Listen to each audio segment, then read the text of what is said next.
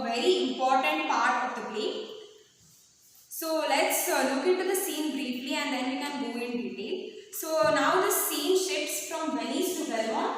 So this scene takes place at Belmont. This is the seat of Portia and residence of Portia. Okay, in a room in Portia's house.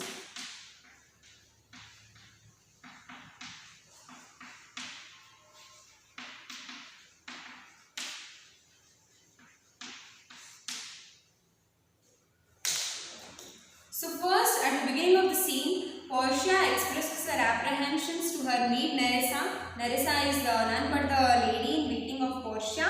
How she is bound to marry a man who chooses the right casket among the three caskets, that is the golden casket, silver casket and the leaden casket. And Nerissa tells Portia about the suitors, various suitors who have come from different parts of the world to try their luck. But Portia presents her opinion about them, and we can conclude that she does not like anybody of them. So therefore, when Nerissa reminds Portia of Bassanio, then she becomes cheerful and hints at her secret liking for him. So this scene initiates the casket story, which is a very important part of the play. So now let's move to the scene in detail. The scene takes place in Belmont, in a room in Portia's house. So first Portia tells Nerissa that her little body is tired of this great world.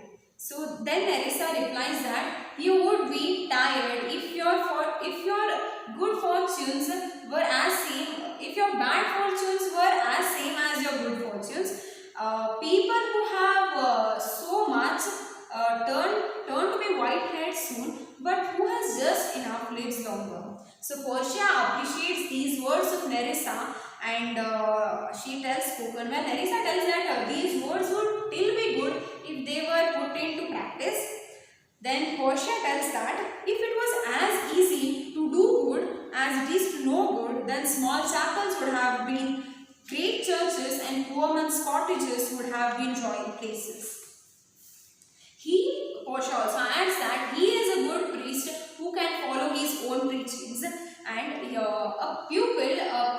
priest can easily teach 20 pupils rather than be one of the 20 and follow his own preachings. So the mind can draw up laws. For the body to follow, but the desire jumps over that law. So this is also the madness of youth. She compares it to the madness of youth, but this is not the kind of logic which can get her a husband, because she is bound under her late father's wish to marry a man who chooses the right casket among the three caskets, namely golden, silver and leaden casket. So she also adds that is it not cruel that she cannot refuse the one whom she dislikes, or she can choose the one whom she likes. So when Nerissa tells that, Portia has become stressed. So therefore Nerissa comforts her by saying that her father was a good man, and such men at their death make good inspirations. And she also assures Portia that the person who will love you sincerely, only he will be able to choose the right casket. So, and also Nerissa asks that does she have any love for the suitors who have already come, and Portia tells Nerissa to name them over, and she shall comment on them, and then Nerissa can conclude her feelings for them. Then first one we have is the prince from Naples. So first one is prince from Naples.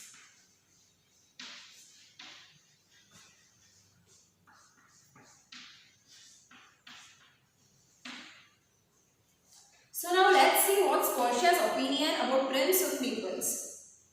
So she tells that he has just taken a wild young horse and he does nothing, but he talks about his own horse every time, and he thinks it is a great qualification that he can show his own horse. And she also feared that his mother would had a love affair with a blacksmith, because this Prince of Naples did not have any human love. And then we have second one is German Palatine Count?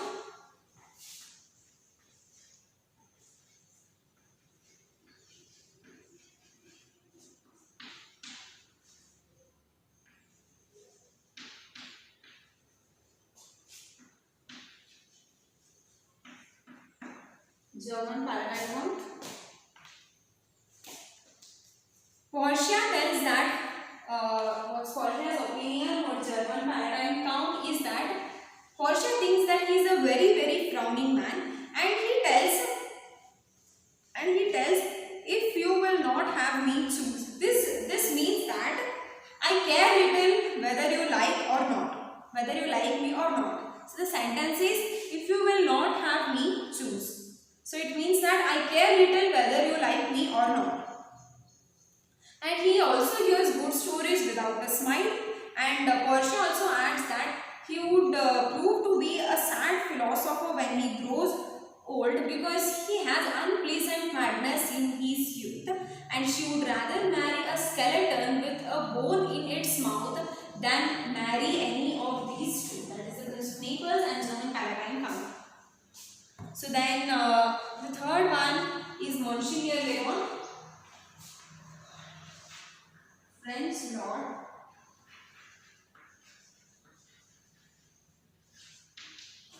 Monseigneur Leon.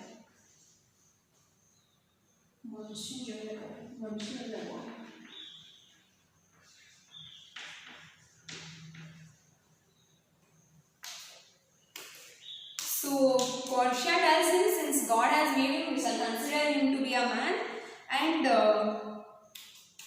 so she also adds that though it is not good to laugh at others, but he is more attached to his cause than is the Prince of Naples, and he is even more frowning than the German Palatine Count. He has every man's fault, but he is not a man at all.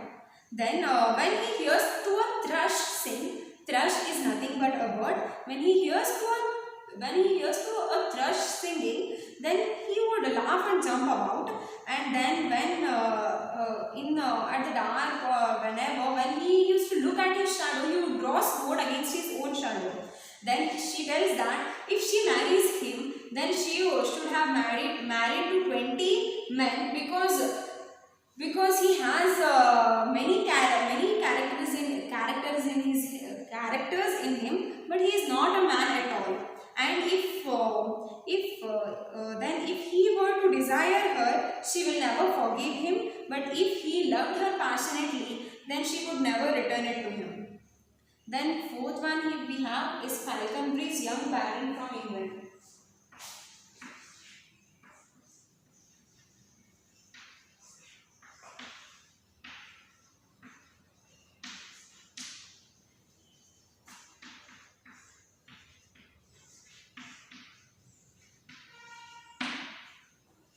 So let's see what's Portia's opinion about him.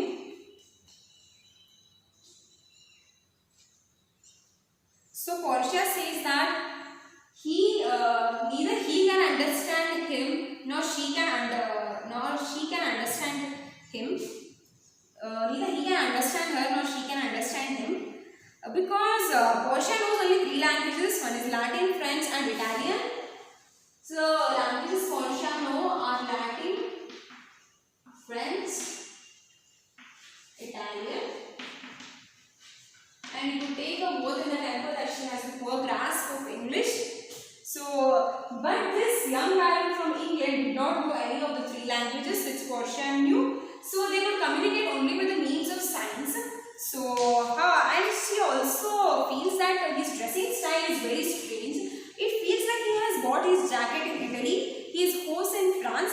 Hose means socks, stockings, nice. It's called hose, and his cap in Germany, and he has bought his manners everywhere.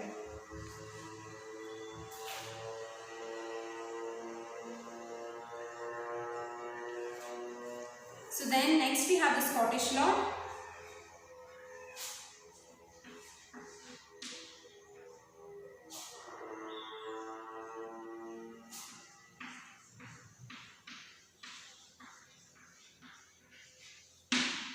So Scottish Lord, what's Portia's opinion about him? Portia thinks that he seems to love his neighbor because he took a blow on his face from the Englishman and swore that he could return it whenever he was able.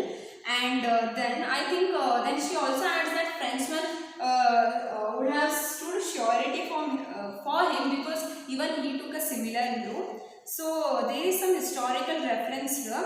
The Scots were given consistent assistance by the French in their quarrels with the English. So the Scots were helped by the French in the Scots quarrel with English. So this was not a neighborly charity, but this was neighborly enmity, due to which they were provided the assistance, and therefore it is mentioned as taking the blow on the face. So then we have the last one, that is young Karl, Duke of Saxon's nephew. Duke of Saxon's nephew.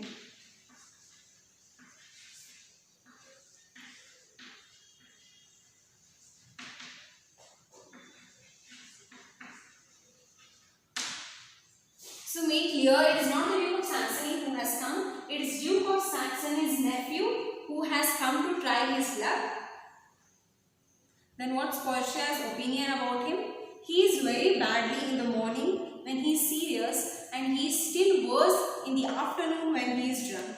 When he is at his best, he is worse than a man, and when he is at his worst, he is no better than a beast. So she also adds that let anything happen, but she could not accept him as her husband. Then Nerissa asks, if you do like this, you will have to refuse your father's wish. Then therefore Portia says that, so to safeguard her against him, you please place a large glass of Rhine wine on a wrong casket, and even if the devil is inside the casket, till that temptation is out of the casket, he would still choose it.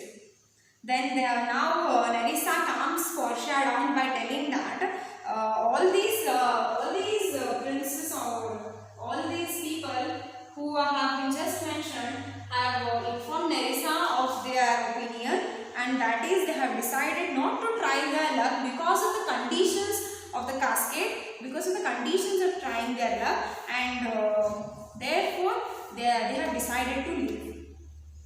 And now Portia says that even if she were to live as old as Cybele is goddess, so we'll take it out.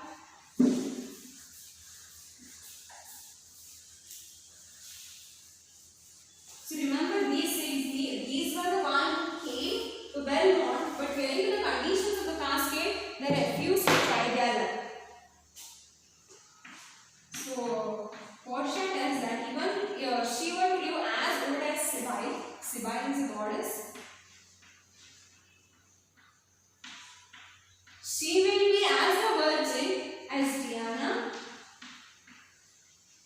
unless she was married by the wish of her late father. Virgin as Diana. So Diana is a god of virginity. Then why does she refer to Cybele? We come to know. So Cybele of Cumae is the prophetess of Roman mythology.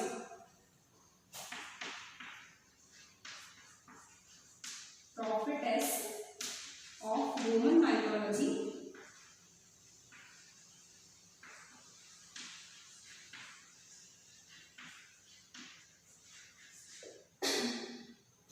She is the prophetess of Roman mythology, and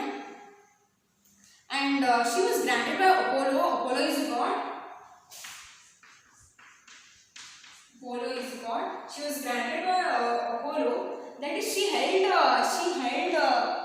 some sand grains in her hand, and she was granted by Apollo that she would live as many years as there were number of sand grains in her hand. So if you take a sand grains, handful of sand grains, there would be thousands and thousands of sand grains. So therefore she is referred to always as old Cybele. Then Diana is a virgin, god of virginity, as you all know. And Portia makes a comparison that even if she were to live as old as Cybele, but if she is still a virgin as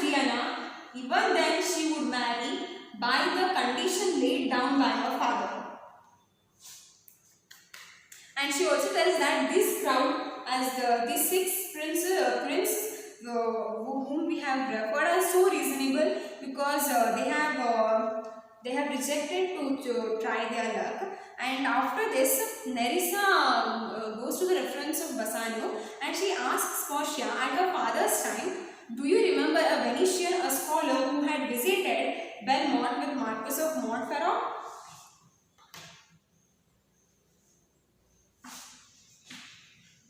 Marquis of Montferrat. So at Portia's father's time, Bassanio had visited Belmont with Marquis of Montferrat, and Nerissa asks Portia whether she remembers him.